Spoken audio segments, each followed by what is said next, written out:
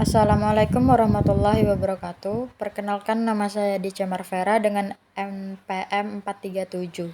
Di sini saya akan menjelaskan mini project yang sedang saya kerjakan tentang korelasi antara pembelajaran menggunakan metode e-learning dengan motivasi minat belajar mahasiswa. Untuk yang pertama dilakukan adalah saya menginput data yang telah diperoleh dari kuesioner yang saya buat dan bagikan kepada responden mahasiswa UPN Veteran Jawa Timur. Jenis data yang berhasil terkumpul adalah data primer dengan sifat kontinu karena nilai datanya memiliki kemungkinan tidak terbatas dalam kisaran tertentu. Kemudian saya masukkan data tersebut ke dalam kalkulator statistik Kingdom. Sebelum kita memasuki proses input data, ada 2 poin penting dalam pengujian korelasi. Yang pertama yaitu korelasi Pearson digunakan untuk mengukur sejauh mana hubungan linier antara dua variabel. Nilai korelasi berkisar antara -1 hingga 1. Nilai positif menunjukkan hubungan positif, sedangkan nilai negatif menunjukkan hubungan negatif. Semakin dekat nilai korelasi dengan 1 atau -1, maka kedua variabel memiliki hubungan yang kuat. Yang kedua adalah p-value. Digunakan untuk mengevaluasi signifikansi statistik dari korelasi antara dua variabel yang ditemukan. Semakin kecil nilai p-value, maka semakin baik karena ini menandakan bahwa bukti hubungan tersebut tidak mungkin terjadi secara kebetulan atau memiliki korelasi yang signifikan. Selanjutnya, setelah memasukkan data pada kalkulator statistik, kita akan mendapatkan hasil data sebagai berikut. Hasil yang diperoleh adalah yang pertama, nilai korelasi Pearson sebesar min 0,1083, menunjukkan bahwa terdapat korelasi lemah dan negatif antara dua variabel yang diamati. Nilai korelasi Pearson berkisar antara -1 hingga 1, di mana nilai positif menunjukkan korelasi positif, nilai negatif menunjukkan korelasi negatif, dan nilai mendekati 0 menunjukkan korelasi yang lemah atau tidak ada korelasi. Dalam kasus ini, nilai korelasi Pearson yang mendekati 0, min 0,1083, menunjukkan bahwa ada hubungan lemah dan negatif antara kedua variabel tersebut. Hal ini berarti bahwa perubahan dalam salah satu variabel cenderung berhubungan dengan perubahan yang kecil atau tidak signifikan dalam variabel lainnya. Penting untuk dicatat bahwa nilai korelasi Pearson hanya menggambarkan hubungan linier antara dua variabel dan tidak memberikan informasi tentang hubungan non-linier atau kausalitas antara variabel tersebut. Untuk menganalisis hubungan yang lebih kompleks atau memahami sebab akibat antara variabel, mungkin diperlukan metode analisis tambahan. Hasil yang diperoleh selanjutnya adalah nilai p-value sebesar 0,553, menunjukkan bahwa tidak ada bukti yang cukup untuk menolak hipotesis 0.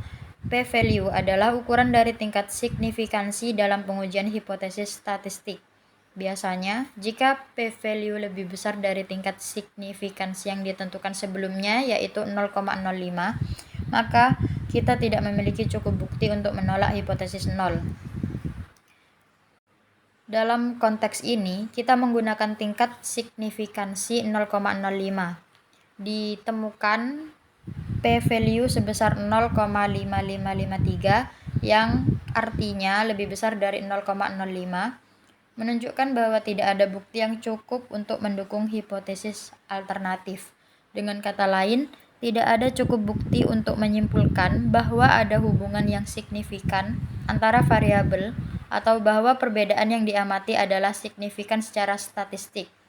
Penting untuk memperhatikan bahwa tidak menolak hipotesis 0 tidak berarti bahwa hipotesis 0 itu benar atau bahwa tidak ada hubungan sama sekali antara variabel.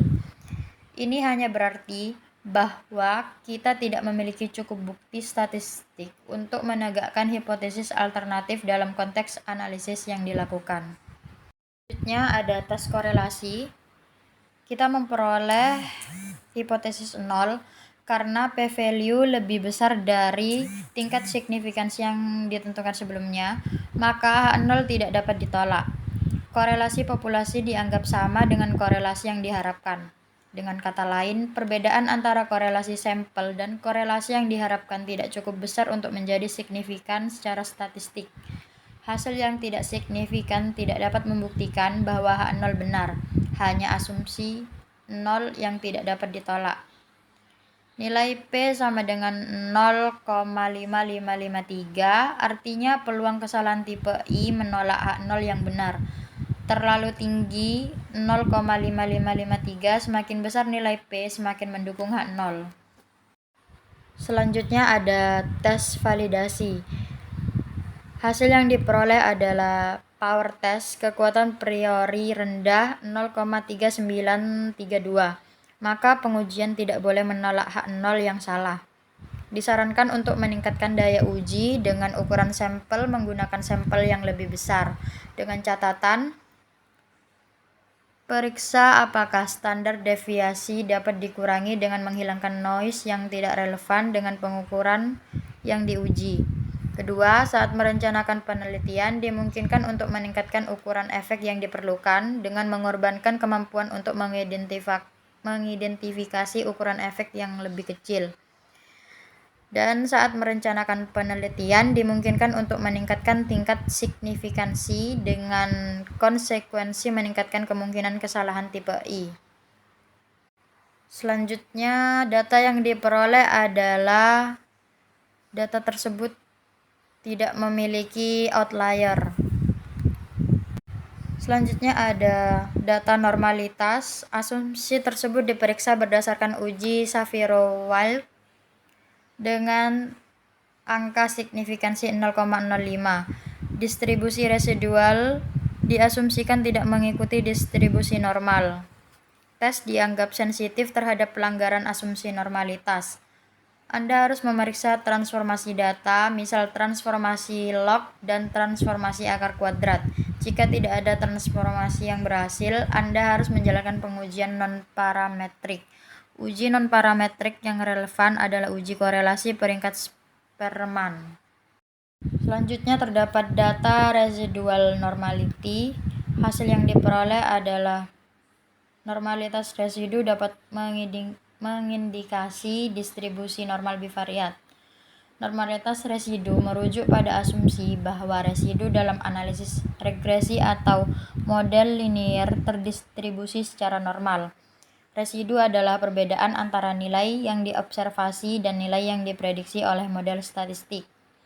Jika residu terdistribusi secara normal, ini menunjukkan bahwa kesalahan prediksi model terdistribusi secara simetris di sekitar nilai 0.